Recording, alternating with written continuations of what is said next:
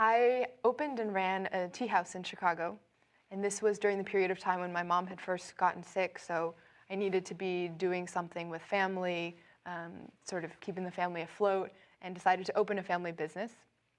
It was a 25-seat shop in Chicago, community meetings, open mic nights, poetry readings, just a space for ideas and for people to get to know each other. How difficult is it to start a business? There are a number of barriers for small business owners, for aspiring small business owners. In Boston, the system is complicated. There are many departments that are involved in the process. If you're looking to open a restaurant, for example, you have to go through to get a certificate of occupancy. The fire department has to certify that your materials are non-flammable. If you want any sort of background music or TVs or entertainment, you need an entertainment license. You need a sanitation license from the environmental department for a dumpster. So it's just a lot of different voices involved in that process. And because it is complicated, because often people don't have the time to figure it out, I think it's important for us to put as much information out there as possible. And I'm very proud that when I was in City Hall, I spent most of my time figuring out the system, understanding where to start, where to end, what the different fees were, what the different inspection criteria were, put together a guide with all of that information in one place.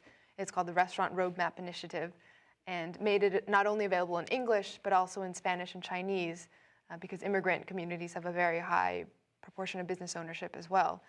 And then at the end, the mayor hosted a workshop for aspiring business owners with all the department heads who were involved in the process to really explain it face-to-face to people. So clearly we're the Suffolk County Sheriff's Department. Where do you stand on law and order? I think public safety is absolutely foundational. It has so many ties to education, how lively a community feels, how much people are able to participate in their community. It's often affected by, and in some cases governed by, public safety or perceptions of how safe a neighborhood is. I think it's also a community process, that there really needs to be a partnership of community groups, families, clergy, and law enforcement officers to make sure that we are thinking about the most holistic ways to help a community. And you know, when you say that, there's definitely utility and relevancy there, because when folks leave our facilities, in the absence of employment, housing, healthcare, there's a great possibility that they're going to return. The recidivism rate is 46%, you know, in this state. And so that's a lot of folks coming back. You know, they leave and you can almost expect that within 6 months you're going to see the same folks again. Yeah. And so I would say to you as an aspiring city councilor that we at the Sheriff's Department would like you to look at that dynamic of reentry and what kind of programs need to be brought about when you talk about that holistic approach with an eye towards healthcare, employment, and housing, so that folks really do have an opportunity, you know, to get back up on their feet and do what they need to do to take care of themselves and their families. And if you look at our facility, most of the folks that stay with us live within 5 miles of our facility. So they're going right back into these communities. Yeah. The question is, how do you want them to return? You know, Right. in a better condition than when they left, the same, or worse. And what we try to do at the department is to give them an opportunity to go back in a better way. And so we're looking at our local elected officials to work in tandem with us to say that, yeah, these are avenues that folks can travel. Hopefully that does not lead, you know, back to jail. And I think the larger point that I'm taking from that is that it affects everybody, and it's really a matter of, it translates into real economic impact. So the question is, does investing the resources, you know, right after someone is reentering society, helping them with social services, mental health services, wraparound services, investing at that point will save us in the long run. And that means, you know, tax dollars are being spent in other ways, and people in neighborhoods who don't necessarily feel as impacted by the direct reentry of folks do still have that economic tie to having the stake in the system. And that's where they'll feel it. I mean, if you look at it this way, it costs $46,000 to incarcerate one individual. We have somewhere around 1,800 to 2,000.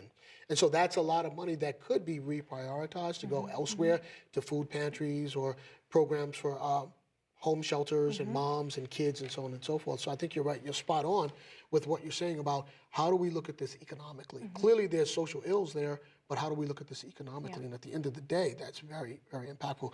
What is another initiative that's huge? You know, you talk about innovation and education and families. Anything else out there that folks will want to know about Michelle Wu as you begin to do what John Walsh, the chair of the Democratic Party, calls his favorite activity, which is door knocking.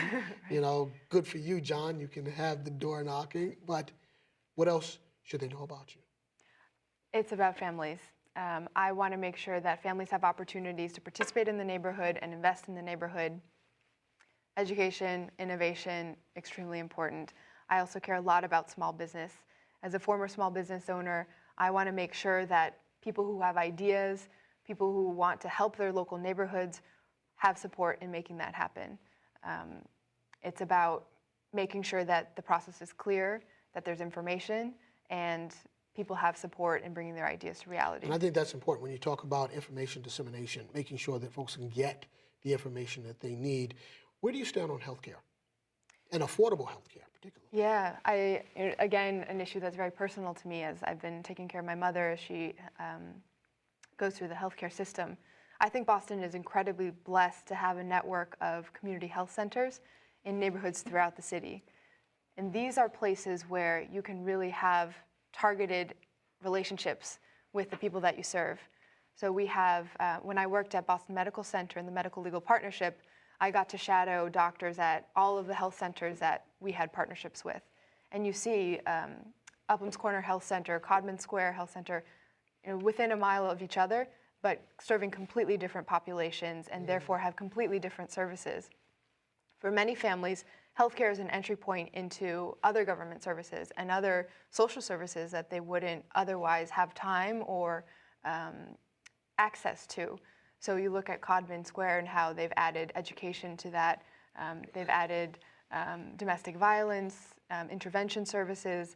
And so the more you can kind of engage people where they're already coming to you and understand what they need and how you can help, I think the better for everybody involved. Again, going back to the economic impact, and healthcare is key in terms of how people's dollars are being spent. And big initiative on the part of President Obama with wanting to get more folks out of the emergency rooms and get them into the community health centers, which I think is very impactful. It really means a lot to those communities. I used to work at Demick Community Health Center, and so the same people that you would see that would come for services, you would also see in the grocery store, you know, or you'd see at the bus stop. And this helps to form relationships and pull communities together. Now, you're big on families, but talk to me about communities really coming together. And I know you've been in a number of different communities, but community today is not what community used to be before you were born, 20, 30 years ago, when, everybody kind of looked out for each other or looked out for each other's kids. With the fast pace of society today and everybody's got crazy active schedules, community isn't as tight as it used to be. When you talk about the elimination of civics in schools, when you eliminate civics or social studies, as it was called when I went to school in New York, that talks to you about community, that talks to you about governance, that talks to you about the significance of voting. In the absence of civics and a tight-knit community, what's your thoughts on what could happen and how we kind of avert disaster and bring communities back together? We're lucky that in Boston we already have an incredibly strong framework for that. Every neighborhood has one or often many more neighborhood associations that are meeting on a regular basis. I think the question is, who knows about it and how do you find out about it? I know a lot of people my age who came out to Boston for school, fell in love with the city, and moved into Boston, work downtown maybe, and go between downtown and their neighborhoods. Occasionally they'll go to a movie, go to some bars. But other than that, have no idea that there are all these neighborhood association meetings happening, no idea that they could get involved in their local area to that degree. And the question is, how do we make sure that we're letting people know that this is available? I think government can play a facilitator role. I think we need to think creatively about how we engage people. And some people are just very, very busy and unable to give their time when they're working 2 jobs and have to take care of their family. But can we begin to at least give people the chance, let them know about it, and then shift the cultural mindset so that maybe we work less and participate in the community more, and that's seen as the way to be the model citizen. Could social networking help also in getting that message out to people? What do you think? Absolutely. I think the North End is a great example of this, where they have one website that everybody, it seems like, checks, northendwaterfront.com. It's updated very frequently, and the neighborhood associations not only announce their meetings ahead of time, but post agendas there, so people can see, maybe I'm too busy this time, but I'll scan the agendas, and when something comes up that I really care about, I'm going to go there and start to get drawn in. Look, we're just about out of time, so tell folks how they can get more information about you, your website, your Facebook page, what have you. How do people get more information about Michelle Wu? My website is www.michelleforboston.com, and you can reach out there, send me an email at info@michelleforboston.com, and I will be out in every single neighborhood, so looking forward to meeting as many people as possible. So you're going to wear out a lot of shoe leather. Make sure you take John out there with you since he likes door knocking. Listen, Michelle, it's been a blast having you on. I really appreciate you coming on to talk to us and talk to our audience about who you are, what it is that you think is important to you, but more importantly, what is it that you think is important to them and how you're going to work on their behalf. So Thanks we so much wish for you having me. worlds of success. Good luck out there, and I know we'll see you out there on the trail. And we'd love to have you come back maybe in the summer or the fall as Absolutely. we really get into the nitty-gritty of the campaign season and see how you feel about everything that's going on. Yeah, So happy to be back anytime. good luck to you. Thank you, Okay. Steve. All right, folks, look, we're out of time. We'll be back again next week. So until then, you take care of yourself. We'll see you soon. Peace.